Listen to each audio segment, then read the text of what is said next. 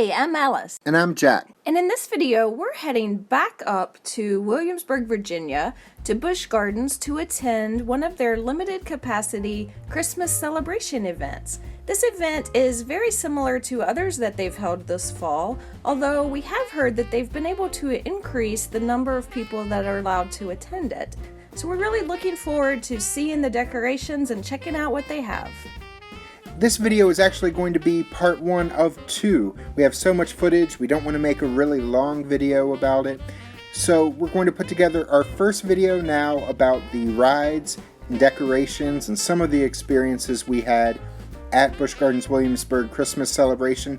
We'll be back in a few days to talk about shopping, dining, and a few other experiences that we won't be able to fit into this video. We've attended their usual Christmas event, Christmastown, several times over the years, and we'll be able to talk a little bit about how COVID has changed the Christmas event this year.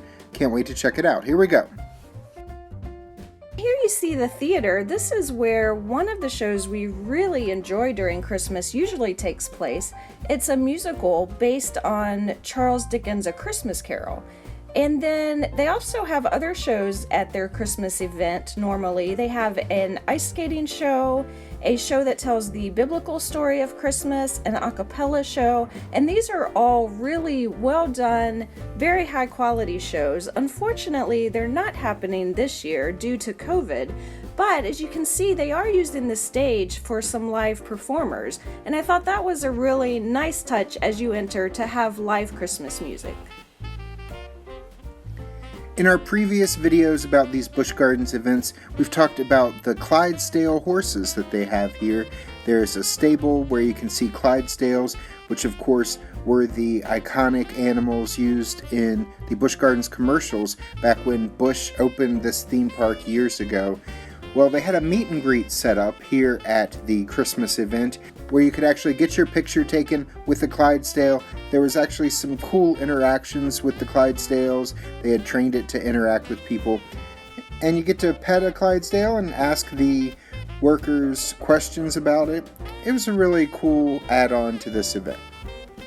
So our first stop of the night was to the Sesame Street Forest of Fun. This area was once again open for this event. It was decorated really nicely for Christmas, and the store had some Christmas merchandise. There were 3 attractions that were open here: Prince Elmo's Spire, Oscar's Woolly Worm, and they're also advertising that Grover's Alpine Express, which is a kiddie coaster, was open. Now, we didn't see that one running while we were there, but it could have just been there wasn't anyone on it yet, or they could have stopped it for cleaning. But this was a fun area for kids. They also had out on the stage various characters that would appear and do short performances. So while we were there, Cookie Monster came out and sang a song. It was a really cute song about how much he loved the gingerbread man, but he was torn because it's a cookie, which of course is his favorite food, but it's also a person, and he wants to be friends with the gingerbread man. So that was really cute. First we want to hug you like a best friend should. Then we want to eat you cause you taste so good. And then they had characters that you could also have meet and greets with and get your picture taken. The one that was out when we were there was Elmo. So he was super cute, very popular, as you can imagine. And we didn't see the other characters, but they were advertising that several other characters would be available. So this event was the first time that they had the train open, so we were really excited to check that out and ride the train. However, it was a really long line, so I think this is probably because they are seating only every other row, and it's one party per row, and then they're stopping sometimes and cleaning in between guests. So all of those were good safety measures, but it did make the lines really long and pretty slow moving. So we probably stood in line 35 or 45 minutes to get on the train. Yeah, and I'm not sure it was really worth it. Maybe if you're a train enthusiast, it would be worth it. But if you go during the daytime, of course the sun's out and you'll be able to look out over the park. The problem is the train goes through some of the sections of the park that are closed, since the whole park isn't open, and those sections were completely dark. There were no Christmas decorations or anything to see along the way. It literally was just a ride through darkness. If you look off to your right, I don't think you can really see the Scottish cow because they're probably asleep. There's nothing to look at. It's just a mode of transportation, and you have to wait in line 35 to 45 minutes to ride over to the other side of the park when it would only take you about 10 minutes to walk in the first place. So I would say skip this if you go during one of the evening time slots. In addition to the train, the park had about a dozen other rides open as a part of this event. They had 3 roller coasters if you're into thrill rides. One was Invader, a wooden roller coaster. It's a lot of fun. The other is for Bolton, themed to an Autobahn race through the Black Forest over in the Germany section. And the third one is Alpengeist. That's a hanging roller coaster. It has 6 inversions. It's a really fast coaster themed to a ski lodge. And in addition to the coasters, they also have Finnegan's Flyers, the extreme swings running, as well as the less extreme swings also. Le Catapult, a scrambler type ride, was open. Der Autobahn in the German section was open, that's bumper cars. And they had several kiddie rides as well. They have this Dumbo type ride with airplanes. They have this flat ride themed to riding Clydesdales. And their carousel was open. They even have this cool selfie spot where you can get your picture taken with one of the horses from the carousel. But probably the main attraction, it had one of the longest lines all night long, was Santa's Workshop, where you can go in and get a socially distanced picture with Santa Claus.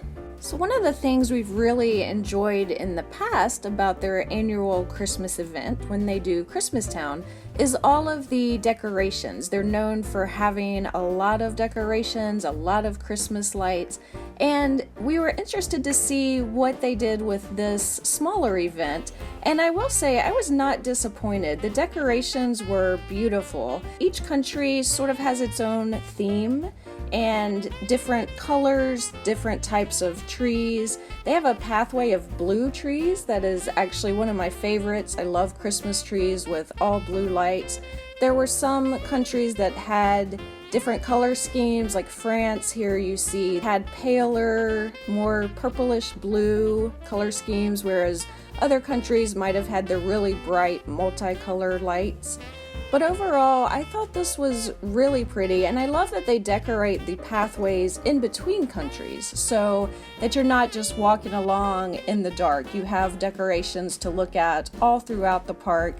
They also had several areas where they had video projections up on buildings. The one shop where they were selling cookies and cocoa had a projection of a gingerbread shop that was really neat. It was sort of its own little light show. It would start over every now and then and start from the beginning, and it would just go dark for a minute and then it would light up and you'd see what was happening. So all of those I thought added a really nice touch to the park. As we said before, this is just part 1 of our video of this event. In a few days we'll be back with part 2, where we'll cover dining, shopping, and a few of the other experiences we had at the Busch Gardens Williamsburg Christmas celebration. And if you don't want to miss those, be sure that you have hit subscribe and clicked that notification bell so you'll get notified when we publish new videos. If you liked this video, I hope that you'll give us a thumbs up.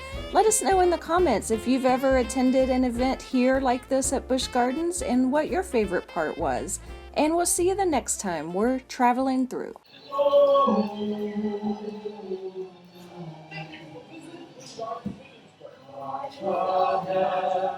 Angels sing, glory to the newborn King. Peace on earth and mercy on, Lord and Savior.